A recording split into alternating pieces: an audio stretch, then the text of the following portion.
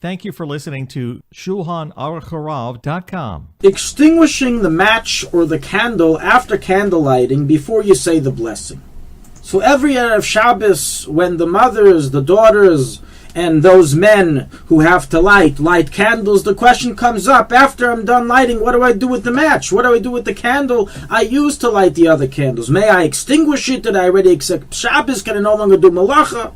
What's the halacha? We see different things done, and it's confusing. Some do extinguish it, some don't extinguish it. What does the halacha say? So to understand this question, we have to first introduce a general question regarding what is the effect of candle lighting, hadlakas neiros, on acceptance of Shabbos and doing malacha. Is lighting candles synonymous with accepting Shabbos, and therefore on Shabbos you can't do malacha, so once you light candles you can't do malacha? Or do they have nothing to do with each other? Do I accept Shabbos after I take a shower for Shabbos? Do I accept Shabbos when I say Shnai Mikra? It's a mitzvah, has nothing to do with accepting Shabbos. So in the Rishonim and the Poskim we have two approaches. One approach says that there's no connection whatsoever between candle lighting and accepting Shabbos, and therefore even after candle lighting, so long as it's not yet Shkia, you can go ahead and do all the malacha you want. You already lit, you said a bracha, you can do malacha. This is the opinion of majority of the Rishonim, Rabbeinu Yerucham, the Rashba, the Ramban, the Agos Maimonides, the name of Tosfos, the Rosh, and others. And then we have a minority opinion in Rishonim who have a very different approach and say absolutely lighting candles is connected to Kabbalah Shabbos, to accepting Shabbos and no longer being able to do malacha, as it represents the last action of the day, as the Ran explains. And therefore once you light Shabbos candles, Shabbos has come in for you, even if it's a long time before Shkia, so long as it's after Plag HaMincha, and you can't do malacha anymore. So rules the Bahag in Hilchas Chanukah, the Mordechai Remez 293, and both of these approaches are recorded in the Shulchanaruch and the Mechaber 263.10 and the Alter Rebbe Shulchan 263.7. And the practical ramification between the two approaches is exactly our question.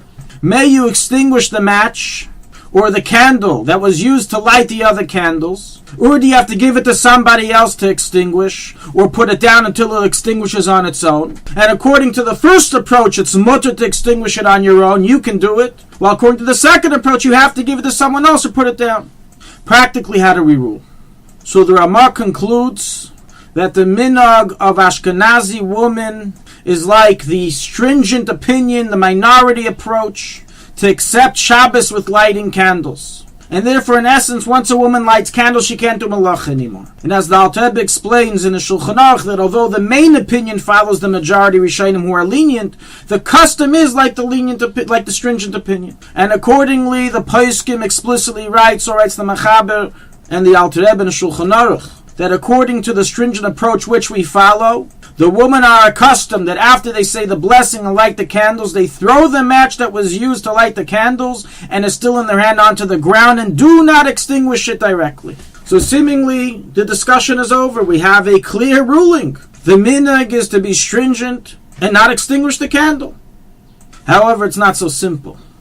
You see, this statement that was just made in the Poskim, as a result of our stringency like the Bahag, to not do malacha after lighting candles, is referring to women who were accustomed to first say a bracha, then light candles, and then they want to know what to do with the match. So then we say, absolutely, you accepted Shabbos already, that's the minhag, to follow the stringent approach. However, today, that Ashkenazi woman and even many Sephardi women first light the candles and only then say the bracha. Maybe even according to the stringent opinion, the Bahag, you're allowed to extinguish the candle because you didn't say the bracha yet and you haven't yet accepted Shabbos. In other words, in the stringent approach, is the acceptance of Shabbos dependent solely on the act of lighting the candles, or also on the fact you said the blessing? And if you didn't say the blessing yet, you can still do malacha.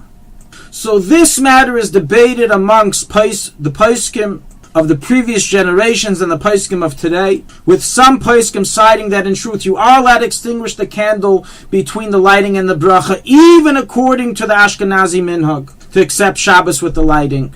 So rules the Aruch HaShulchan in 263, Halacha 14, the Shulchan Aruch, Orchos Chaim of Spinker, Shlomo Zalman Auerbach, Mishnah Halachis, and others.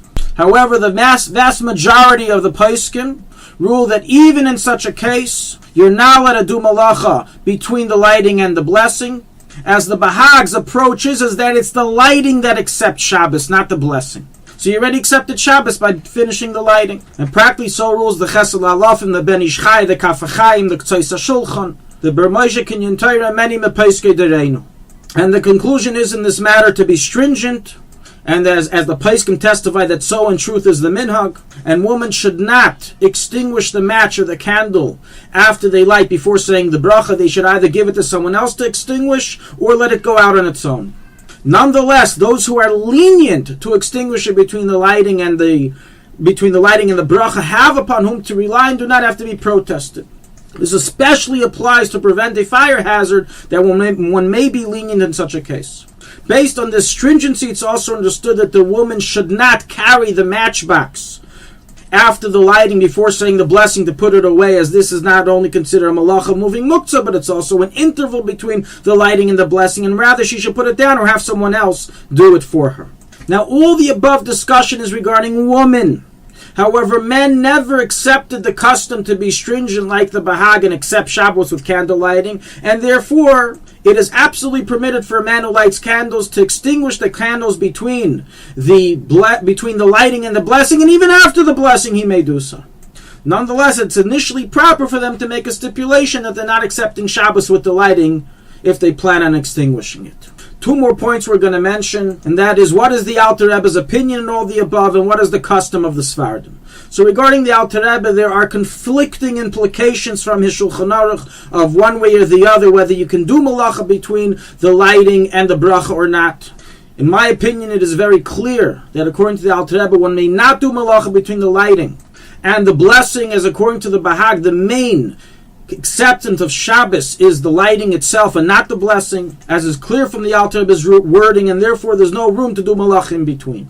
Regarding the custom of Svardim, this is a very controversial discussion, with literally hundreds of pages of ink having been spilled amongst Sfardi Rabbanim.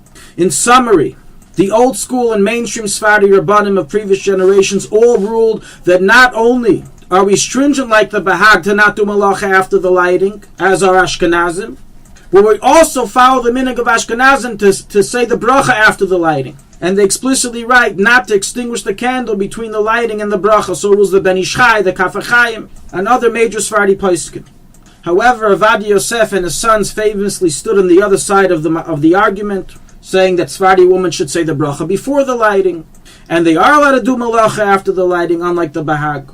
And practically all Sephardi women should follow their minhag, their rav in this matter, and whatever they do has upon whom to rely. Thank you for listening to Shulchanaruchharav.com.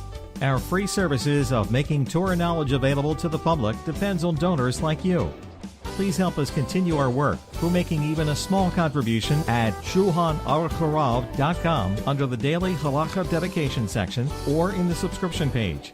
Also, check out our online courses and many Sefarim available for purchase that will both enhance your Torah knowledge and help support our work.